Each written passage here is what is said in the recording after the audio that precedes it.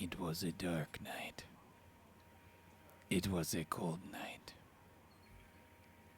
I sat there dreaming of her, but she was only in my dreams.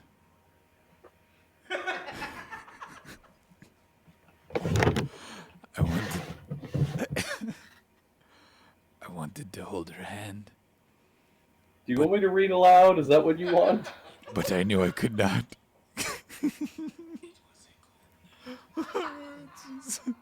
I will. Okay.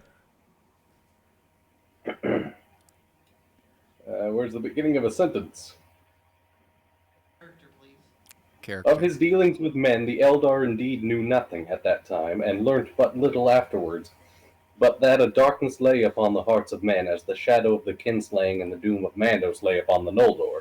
They perceived clearly even in the people of the elf friends whom they first knew.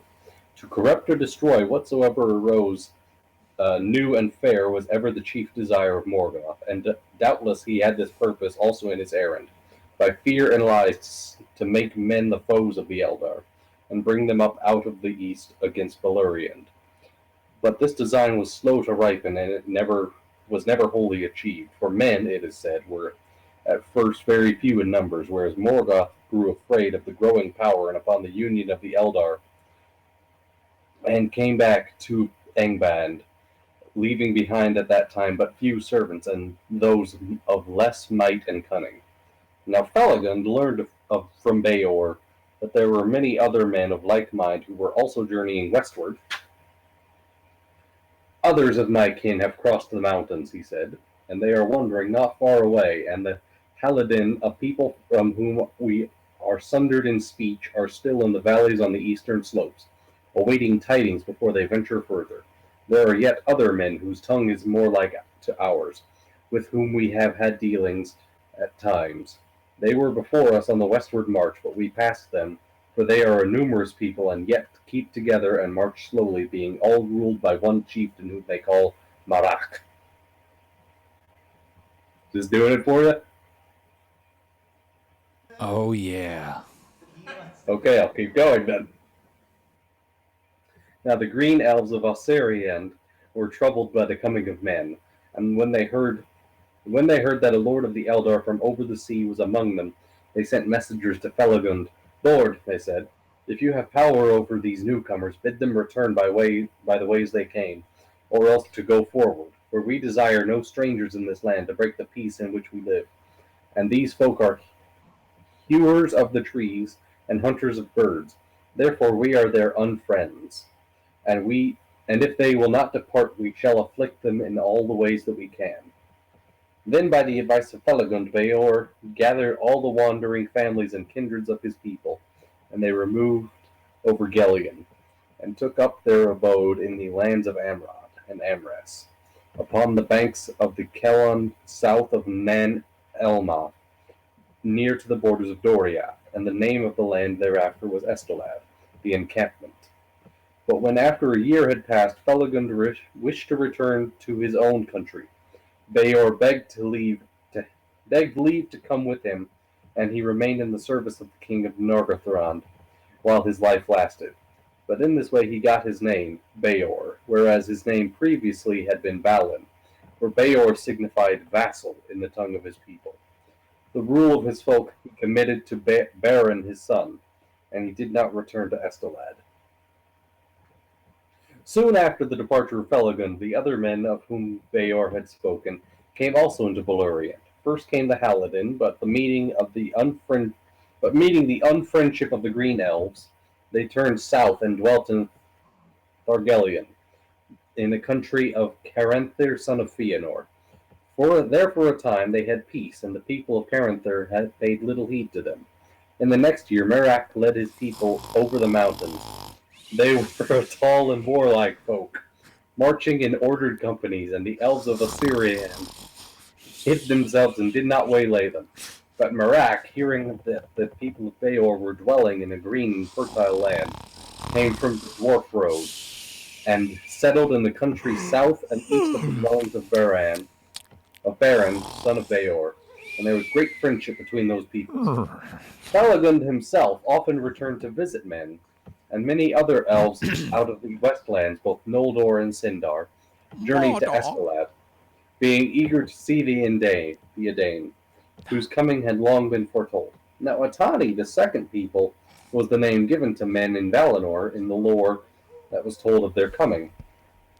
But in the speech of Beleriand, the name became Edain, and it was there used only of the three kindreds of elf friends. Fingolfin, as king of all the Noldor, sent messengers of welcome to them, and then many young and eager men of the Edain went away and took service with the kings and lords of the Eldar. Young and Among them was eager Malak, man. son of Merak, and he dwelt in Hithlum for 14 years, and he learned the Elven tongue and was given the name of Eredin.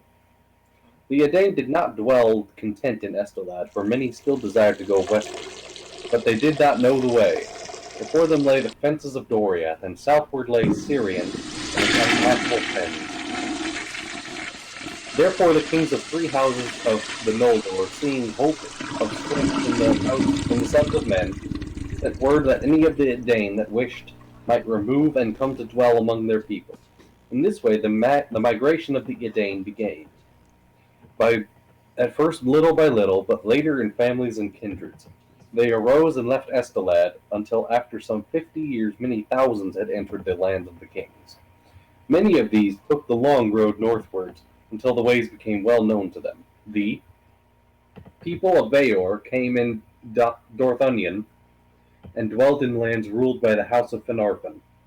The people of Eredan, for Merak his father remained in Estelad until his death, for the most part went on westward, and some came to Hithlum. But Magor, son of Eredan, and many of the people passed down Sirion into Beleriand, and dwelt a while in the vales of the southern slopes of Ered Withrin. It is said in all these matters, none save Finrod Filagund took counsel with King Thingol, and he was ill pleased, both for that reason, and because he was troubled by dreams concerning the coming of men, ere ever the first tidings of them were heard. Therefore he commanded that men should take no lands to dwell save in the north, and that the princes whom they served should be answerable for all they did. And he said, Into Doriath no man shall come, shall no man come while my realm lasts, not even those of the house of Theor who served Finrod the beloved. Now William said nothing to him at that time, but afterwards he said to Galadriel, Now the world runs on swiftly to glad tidings. And one of the men, even of Beor's house, shall indeed come, and the girdle Melian shall not restrain him.